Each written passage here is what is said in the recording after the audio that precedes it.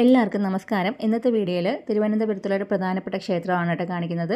വില്ലുമംഗലം ശ്രീകൃഷ്ണസ്വാമി ക്ഷേത്രമാണ് ഇത്. തിരുവനന്തപുരത്ത് പടിഞ്ഞാറേക്കോട്ടയിലാണ് ഈ ക്ഷേത്രം സ്ഥിതി ചെയ്യുന്നത്. വില്ലുമംഗലം സ്വാമിയാർ തൻ്റെ അവസാന കാലഘട്ടം ചെലവഴിച്ചത് ഈ ക്ഷേത്രത്തിൻ്റെ ഉള്ളിലാണ്. അതിനുശേഷമാണ് അദ്ദേഹത്തിൻ്റെ സമാധിയുടെ മുകളിലായിട്ടാണ് കൃഷ്ണ ക്ഷേത്രം ഇവിടെ ഉണ്ടായത് എന്നാണ് പറയപ്പെടുന്നത്.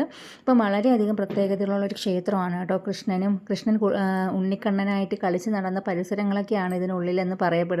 അപ്പം അതിൻ്റേതായിട്ടുള്ളൊരു ഫീൽ നമുക്ക് ഈ ക്ഷേത്രത്തിനുള്ളിൽ കയറുമ്പം ഫീൽ ചെയ്യാൻ പറ്റും കേട്ടോ.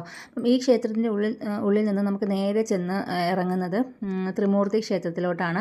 ഈ കൽപ്പടവുകൾ ഇതിനുള്ളിലൂടെയുള്ള ഈ കൽപ്പടവുകളിൽ കൂടെ നമ്മൾ നടന്ന് നേരെ ചെന്ന് ഇറങ്ങുന്നത് ബ്രഹ്മക്ഷേത്രത്തിലാണ്.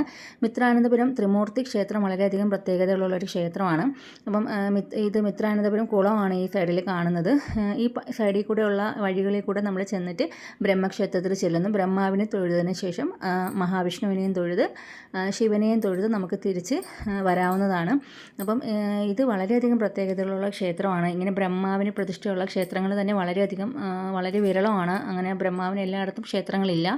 അപ്പം ഇവിടെ ഒരു പ്രത്യേകത ആയിട്ടുള്ളൊരു സ്ഥലമാണ് ഇത്. പത്മനാഭസ്വാമി ക്ഷേത്രത്തിലുള്ള പൂജാരിമാർ നമ്പിമാർ ഇതിനുള്ളിലാണ് താമസിക്കുന്നത്.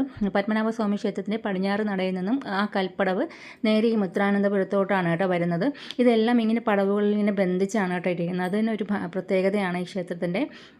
അപ്പം ഇതിനുള്ളിൽ ഈ നമ്പി പൂജയെല്ലാം കഴിഞ്ഞിട്ട് ഓലക്കുടയൊക്കെ ചൂടി പോകുന്നതൊക്കെ കാണാൻ പറ്റും.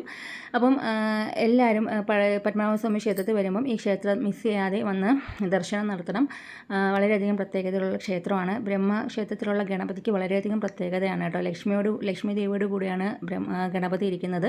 നമ്മൾ ഏത് ആഗ്രഹം വിചാരിച്ചിട്ട് പൂജ ചെയ്താലും അത് സാധിക്കുമെന്നാണ് പറയപ്പെടുന്നത്. ഉണ്ണിയപ്പമാണ് അവിടുത്തെ പ്രധാനപ്പെട്ട വഴിപാട്. അപ്പം നിറയ്ക്കൽ അതാണ് വഴിപാട്. അപ്പം എല്ലാവരും പറ്റുമെങ്കിൽ ഇവിടെ ഒന്ന് തൊഴുക. ചാനലിൽ കൂടി ഒന്ന് സബ്സ്ക്രൈബ് ചെയ്ത് സപ്പോർട്ട് ചെയ്യണേ. താങ്ക്